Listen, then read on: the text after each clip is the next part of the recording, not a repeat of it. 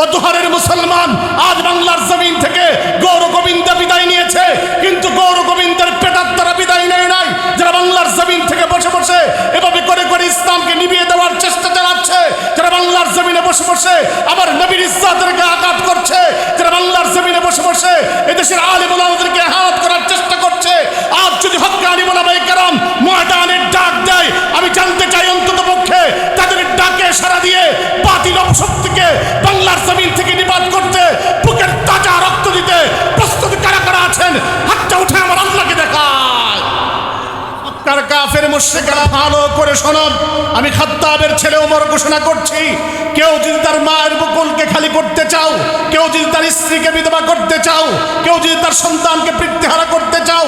আসো আমি ওমরের সামনে আসো, আসো রাসূলুল্লাহর গায়ে আঘাত করো, আসো ইসলামের কাজকে বাধাগ্রস্ত করার চেষ্টা করো, আসো আযানকে বন্ধ করে করার চেষ্টা করো, আমি তার গর্দানকে আলাদা করে দিব। ও দুহারের মুসলমান, আজ বাংলার জমিন থেকে গৌর গোবিন্দ বিদায় নিয়েছে, কিন্তু গৌর গোবিন্দের পেটাত্তারা বিদায় নেয় নাই। যারা বাংলার জমিন থেকে বসে বসে এভাবে করে করে ইসলামকে নিভিয়ে দেওয়ার চেষ্টা চালাচ্ছে, যারা বাংলার জমিনে বসে বসে আবার নবীর ইজ্জতকে আঘাত করছে, যারা বাংলার জমিনে বসে বসে এদেশের আলেম ওলামাদেরকে আঘাত করার চেষ্টা করছে, আজ যদি হক্কে আলেম ওলামায়ে কেরাম ময়দানের ডাক দেয়, আমি জানতে চাই অন্তত পক্ষে তাদের ডাকে সাড়া দিয়ে বাতিল অপশক্তিকে বাংলার জমিন